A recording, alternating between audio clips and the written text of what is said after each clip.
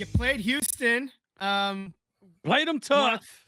you want to talk about it? Ashton Jeanty had a hell of a game. I've been saying it all year. I mean, Genty's a dude. He's that Yeah, guy. He's flashed. He actually leads all rookies in total yards from scrimmage, and that's rushing, that's catching. You could see the ability is there. The talent is there. It's what the offensive line. If he had if he had a mid offensive line, he'd be yeah. well over 1,000 yards rushing, and probably leading the campaign on being rookie of the year. He's most likely not going to get any votes because the record. So I would think that McMillan in Carolina would probably get it, and it's because he's on a He's the winning betting team. favorite right now. Yeah, He's on a winning team. That's what's going to come down to. I don't think it's going to be. I really liked McMillan coming out of college, and that was a player that I didn't think Genty was going to fall to the Raiders. So I thought McMillan was going to be the pick. I really like him. But I think when you look at apples to apples, just stats, when you remove wins and losses of the team, Genty's stats doesn't actually look that bad, considering that he has the shittiest offensive line in the NFL.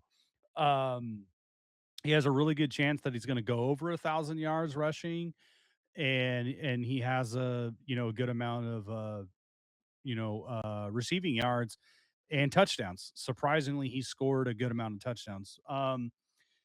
In the loss, I think I don't want to root for losing, but if there was a way to lose, this was the way to do it. Because your star running back or future star running back, I'll say, he shined. You see why you drafted him that high and in the first round. Brock Bowers caught a touchdown. The young guys showed what they're capable of. If it wasn't for the Geno Smith pick six, you probably win this game. There were some ticky tack penalties towards the end of the game that I thought were kind of trash calls that went against the Raiders because it was an uncatchable ball on two occasions.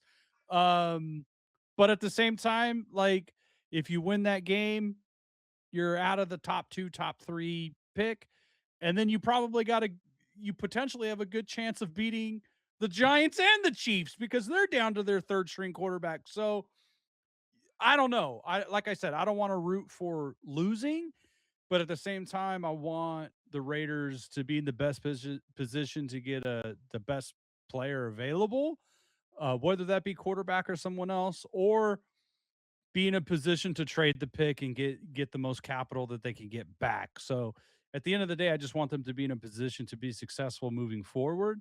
Um, so I mean, like if a statement loss, I don't know. I don't know what to call it. right. Um, Well, I mean, as it losing stands, with dignity.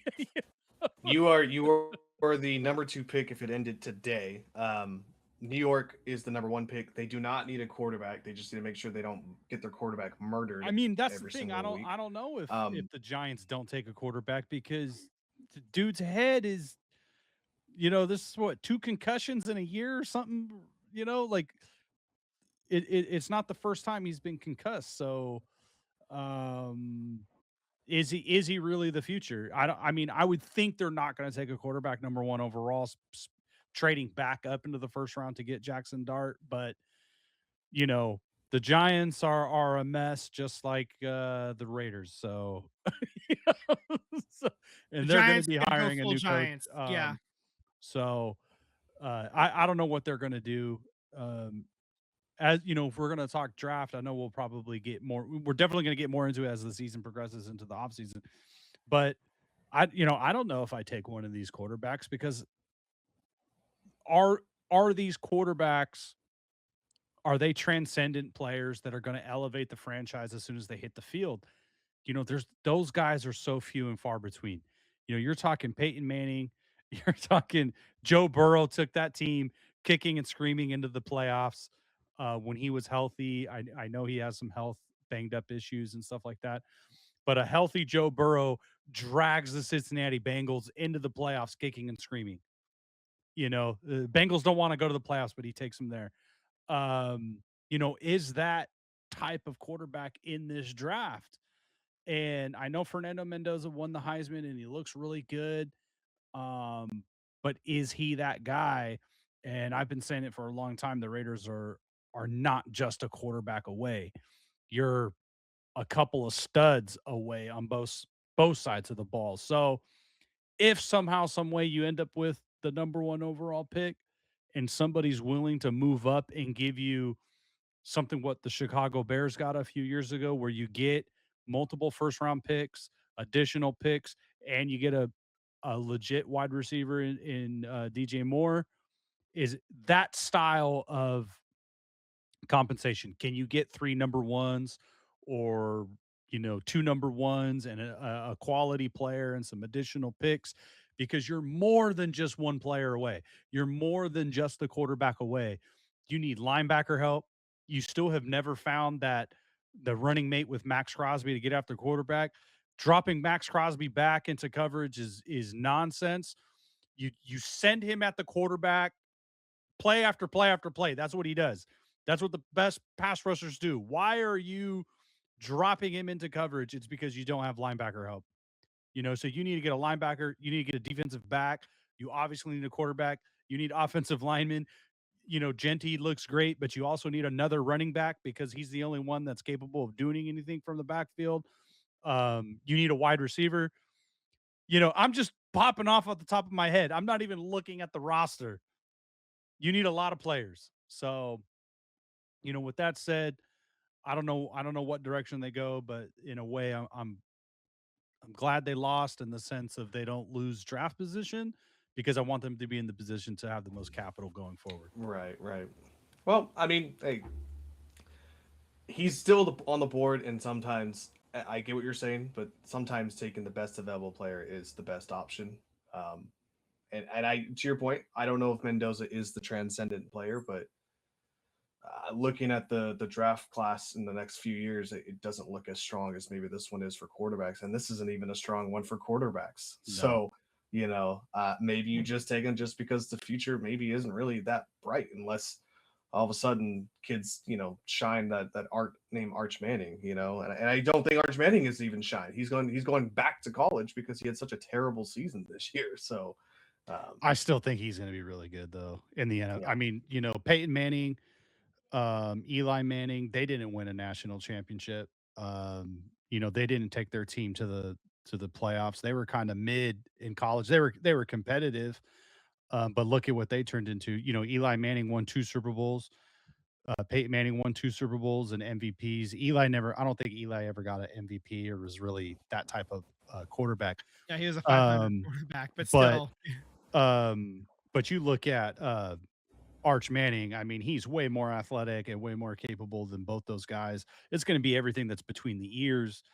I would rather roll the dice. If I had the number one pick next year, I would rather roll the dice with Arch Manning than Fernando Mendoza. And maybe I'm crazy, but a lot of it has to do with the bloodline, the lineage, and then also marketing matters.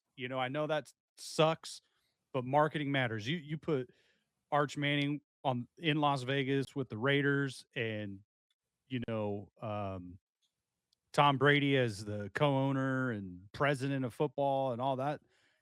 That's the Raiders need to sell some damn jerseys. They need some fans, and look. I mean, there was a bump in fandom from the Boise, Idaho area because of Jeanty. So every year, when you draft a player that high, you kind of get some of the diehards that are a fan of that player. So I'm sure if Mendoza ends up with the Raiders, you're going to get some Indiana fans that are rooting for him. I So think you'll also get some fans around here too, just given the fact that he oh, played a for year sure. here, Cal.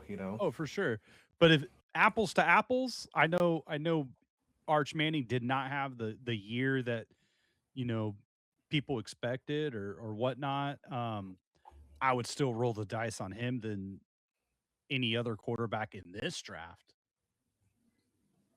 But the quarterback class next year is said to be a lot better, like a lot better next year than this year. And I think this year, if you were able to get, offensive linemen in the first or second round, and you get this offensive line and both sides, the trenches rebuilt and retooled, then if you do take a quarterback in the first round next year, you have a team. Where right now, if you take a Fernando Mendoza now or whoever and you put him on this roster next year, I'm worried he's getting hit, he's getting severely injured, and like I said, you don't have a legit wide receiver, number one wide receiver. You don't have a running back. You don't have defensive help at all three levels. So I think like it's a recipe for another 2-win team, or or worse if you put a rookie quarterback behind an offensive line that if you don't make the improvements. So that's why these guys get paid the big bucks, is to figure this shit out, because I'm just a fan that is, going on 25 years of seeing mediocrity or worse. And I just want to see something competitive. I'm not even asking for Super Bowl caliber team right now. I'm just like, man, get me into a wild card 2 years in a row. Jesus, you got to walk before you can run. You got to walk. We can't The even. Chiefs are wounded, man. Up. You gotta be better than the Chiefs next year. That's the measuring stick, right? You just gotta be better than the Chiefs. All How right. shitty is that though? Patrick Mahomes, and then the following week, Gardner Minshew tears it. Yeah, they're down to their third quarterback. I'm not laughing at the injury. I'm just laughing at like, geez, like back-to-back weeks. The irony in that. Whatever. Yeah. They're getting a new stadium in 2031.